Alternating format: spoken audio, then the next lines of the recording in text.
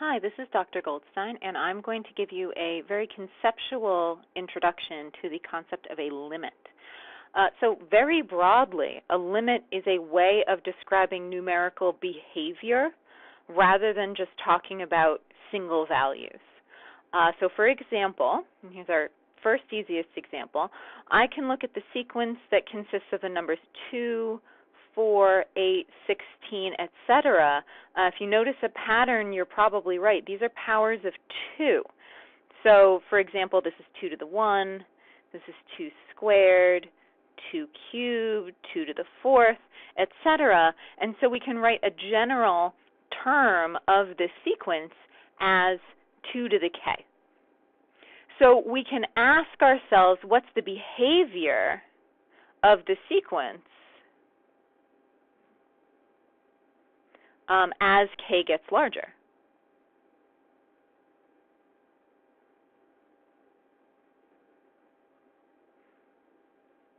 And I think I've probably already written it down enough terms that you can tell that as k gets bigger and bigger, the terms in the sequence also get bigger and bigger.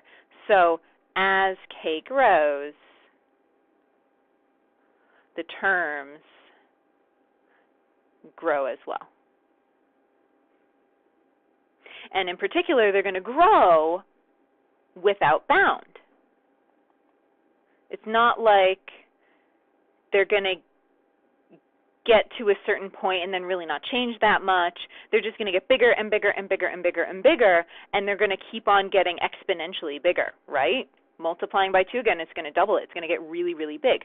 So the way that we write this using fancy mathematics notation is we say the limit as k goes to infinity. So this is mathematical shorthand for as k grows without bound. So we're not considering what happens when k gets to be 100. It's like, no, we want to know what happens when k grows and we never stop. We are taking the limit of 2 to the k, and what we said is that it equals infinity. And again, what we mean by this is that the sequence 2 to the k grows without bound.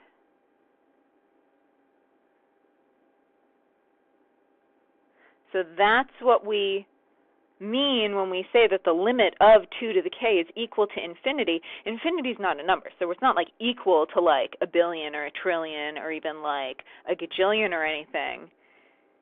It's not equal to a number. It grows without bound. It gets as large as we want it to, and it can keep on getting bigger than that. So that's what these symbols mean. As k grows without bound, 2 to the k also grows without bound. Okay, here's another example of kind of typical behavior.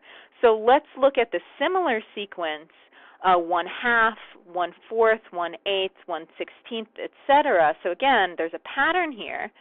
This is 1 over 2 to the 1, 1 over 2 squared, 1 over 2 cubed, 1 over 2 to the 4, etc. So a general term of this we can write as 1 over 2 to the k. And again, we want to look at the question, as k gets larger, the terms in the sequence, what do they do? So I'll write that down. What do the terms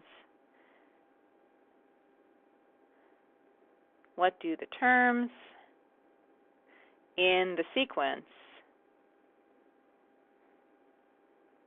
do? And so this question I can write in math notation as, this is the limit as k goes to infinity of 1 over 2 to the k. That's what I'm asking when I write down the limit as k goes to infinity of 1 over 2 to the k. This is what I'm asking. As k gets larger, what do the terms in this sequence do? That's the question. And the answer is that the terms gets smaller and smaller, right? We just showed in the last example that the denominator, the 2 to the k, gets bigger and bigger and bigger, and so these terms get smaller and smaller. And in particular, they're going to go to 0. So they get closer and closer to 0. And so the way that we write this is, okay, the limit as k goes to infinity of 1 over 2 to the k equals 0. So again, the way that you read this notation, this part, as k grows without bound,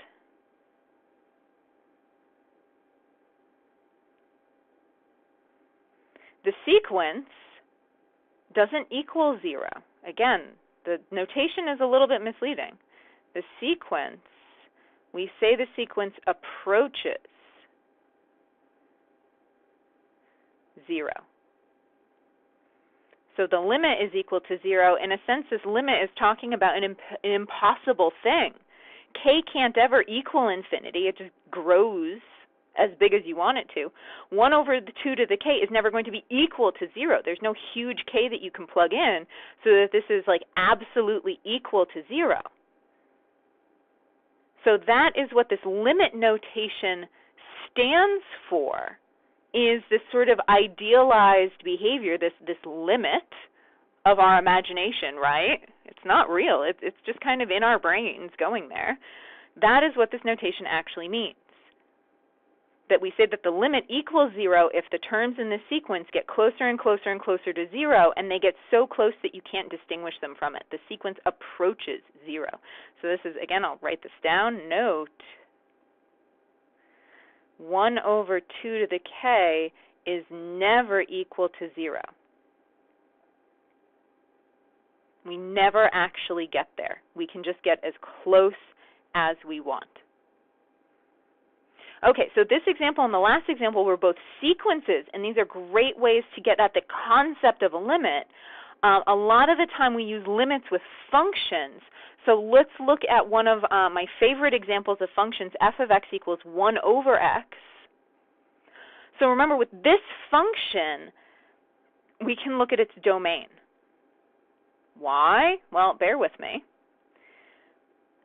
X cannot be 0 in this function because I cannot divide by 0. So the domain of this function are these two open intervals from minus infinity to 0 and from 0 to infinity, so i.e. x can't be equal to 0. But we can still ask, what happens near 0? What happens near x equals 0? We can't be equal to 0, but we can say, well, what happens right up against 0? Because we can plug in 0.000001. We could, and we can ask ourselves what happens there. So remember, again, there's this detail.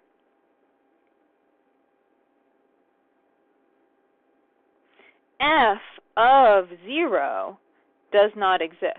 It's undefined. But what we're saying here with this question is this is not satisfactory. This is not a satisfying answer. If we want to know about f of x equals 1 over x and someone says, well, it's not defined at 0, we can say, can you tell me a little more? So let's look at some explicit values of this function. So we know that f of 1, f of 1 is 1 over 1, which is 1. Great, but 1's not very close to 0, so let's put in something that's a little bit closer to 0. 1/10 is closer to 0. And if we look at 1 over 1/10, this is going to be 10. Again, 1/10 is not particularly close to 0. That's just 0.1. So let's look at 1 over 100. Remember, that's 0.01. So that's going to be 1 over 100, which is 100. And let's get a little bit closer to 0. Let's do 1/1000th. And that's going to be f of 0.001. So it's 1 over 1/1000th. So it's going to be 1,000. So we see that as the x values, so here x is going to 0, the y values, the f of x values, well, what do? They're getting bigger.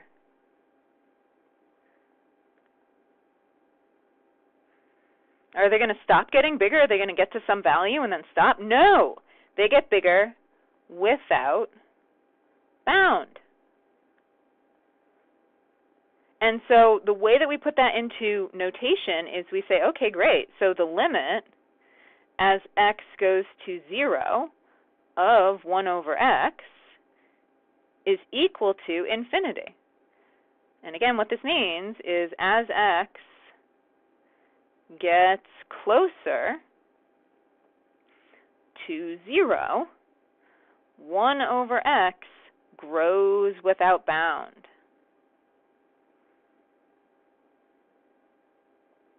Now, this isn't actually quite right what I've written here, because we started at 1 and got closer to 0. We could have started at -1 and gotten closer to 0. And then I'd be plugging a negative number. So really what I've done here is x has gone to 0 just from the positive side, from above 0. And so this is the limit as x goes to 0 plus. So this is what's called a right-hand limit. If you picture the x-axis, we're coming from the right-hand side of 0, from the positive side of 0. Okay, so what we've said is as x gets closer to 0 from above, from the right, from positive, the values of our function grow without bound. They equal infinity. Remember, that's not really equals infinity. It means they just get larger and larger and larger, and there's no upper bound on that. Okay, let's see what happens from the other side. So let's plug in -1, and then let's let x get closer and closer to 0 by plugging in.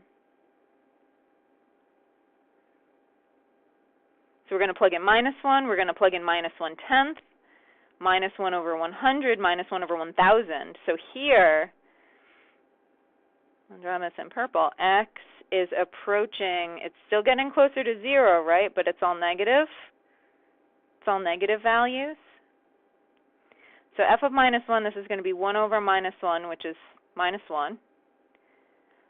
1 over -1/10 is going to be -10. 1 over -1/100th is going to be -100. This is not what the other one did. 1 over -1 over 1,000 is going to be -1,000. So here, f of x equals 1 over x. What's this doing? I mean, it's getting bigger and bigger, but it's getting bigger and bigger negatively. So it gets bigger without bound in the negative direction.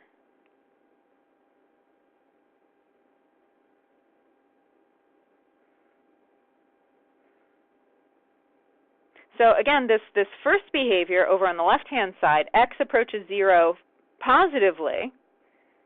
You get to positive infinity. You grow without bound positively. So over here, we have x approaches 0 negatively of 1 over x. We just call that negative infinity. So here again, 1 over x grows without bound negatively. That's what that means. All right, let's look at this in some pictures. So, on the one hand, I have x going to 0 plus, right? Here's 0 plus over here. on my number line, it's 0 but like a little bit bigger. And I see that when I do that, the y values of my function, so my function goes boop, boop, boop, boop, boop, boop, boop, they get bigger and bigger and bigger. So it goes off to infinity. So over here, I say that the limit as x goes to 0 from the right, from above, we say those interchangeably, the limit from the right, x goes to 0 from above, of 1 over x, this is positive infinity. On the other side, if we get closer and closer to 0 on this side, so there's 0 minus, and we look at our y values, where they're down here. They go boop, boop, boop, boop, boop, boop, boop, boop, boop, and they're going to keep going. They're going to keep going. They are going to negative infinity. So over here, we say the limit as x goes to 0 from below, from the left, of 1 over x is equal to negative infinity. So this is visually what that looks like. When I plug in x values that get closer and closer to 0, from the right, my y values get bigger and bigger, and when I plug in x values that get closer and closer to 0 from the left, my y values get, bigger and bigger, but negative. All right, so that's right and left limits at 0. There's more that's happening in this picture, though, right? We can look at over here. So there's two sequences that we looked at in the first two examples. We looked at the limit as k goes to infinity. Well, here we have x going to infinity, and we can ask ourselves, well, what happens over here? 1 over x, what's this equal to? And for this function, x could also go to minus infinity. Negative really big values of x are over here, right? So here we can say, what happens here? What happens when x goes to negative infinity? And maybe you can tell from the picture, but, keep it to yourself for the moment if you're watching this with someone else. So that's our next question. We talked about what happens at 0, because that point wasn't in our domain. And we said, well, so what happens there? On one side it goes infinitely big. On one side it goes infinitely negative big. But we have this other picture that we can ask once we look at this. We have this other question that we can ask once we look at this picture. What happens if we go infinitely to the right? What happens if we go infinitely to the left? So I have some tables to organize this. So here, this top table, you can see that x is getting bigger and bigger and bigger, and if I extended this table out forever, x would go to infinity. And I can say, what happens to my y values if I plug them into f of x? Well, if I plug in 10, I get 1 over 10, which is 0.1. If I plug in 100, I get 1 over 100, which is 0.01. If I plug in 1,000, I get 0.001. If I plug in 10,000, I get 0.0001. These numbers, I'm going to have more and more zeros before that 1. These numbers are getting smaller and smaller and smaller. And again, these numbers go to 0. So here we write that the limit as x goes to infinity of 1 over x is equal to 0. And again, what this means is as x grows without bound,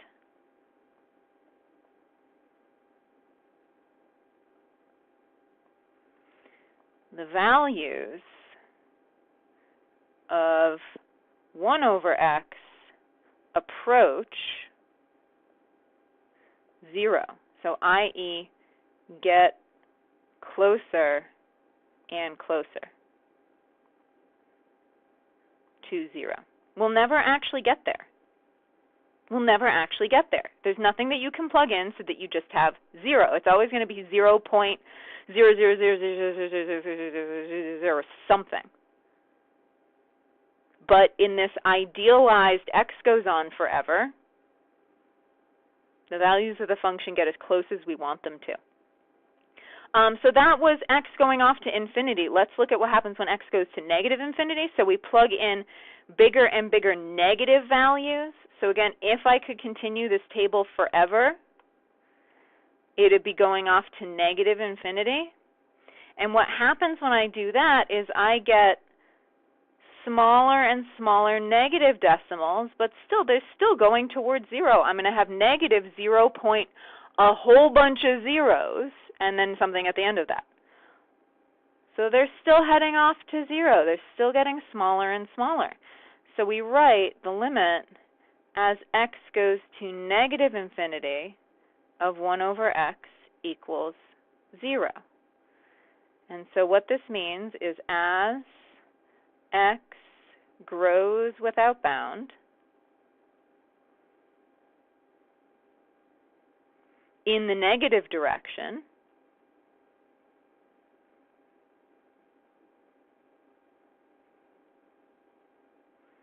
one over x approaches 0. Because I get smaller and smaller and smaller negative numbers, and so those are going off to 0. So I'm going to flip back once more to the picture. So over here on the right, x is getting bigger and bigger and bigger. X goes to infinity, and 1 over x is going to 0. And as I plug in bigger and bigger and bigger and bigger x values, my y values are getting smaller and smaller and smaller and smaller and smaller. They go towards 0. And on the left, as x goes off to negative infinity, 1 over x also goes to 0. So if I plug in x values that are bigger and bigger and bigger, but negative bigger and bigger and bigger, and my y values are going to get closer and closer and closer and closer to 0. They will never actually get there, despite what it looks like I just drew. They'll never get there. They just get closer and closer and closer. Okay. So I would like to leave you with 2 definitions that we can give now that we have this concept of a limit. So we say that a function has a vertical asymptote. So that was what it looked like when the function was going up. This is a vertical asymptote. At x equals c, if one or more of the following are true. So we can have the limit as x goes to c from above of f of x equal to infinity. We can have the limit as x goes to c from above of f of x equal to negative infinity. We could have the limit as x goes to c from below of f of x equal to infinity. And we can have the limit as x goes to c from above of f of x, from below, these two are below, equal to negative infinity. So we have some value c, and if I come from either side, so I can come c plus or c minus, my graph will go up or my graph will go down. Any one of those. That's a vertical asymptote. And that's how it's defined in terms of limits. So algebraically, this is what a vertical asymptote looks like. One of these 4 limits. Now, a horizontal asymptote are the other ones that we talked about. This is if the limit as x approaches infinity of f of x, these are these 2 questions. The limit as x approaches infinity or the limit as x approaches negative infinity of f of x. So the definition says a function f has a horizontal asymptote at y equals L if one or both of the following are true. So the limit as x goes to infinity of f of x is equal to L, or the limit at negative infinity is equal to L. So again, visually what this means, I have some y value L, and my function either approaches it on the right, one of those 2, this is x goes to infinity, or from the left, this would be x goes to minus infinity. One of those 2 things happening. That's a horizontal asymptote. So again, a limit is an idea about the behavior, in this case of a function. You're not just talking about a single value of the function, you're talking about how does that function behave. And it could be how does it behave around a single point, the limit as x goes to some c, or it could be this end behavior, the limit as x goes to infinity, or the limit as x goes to minus infinity. So This is what mathematicians mean by limits. This is a conceptual introduction to the idea of a limit.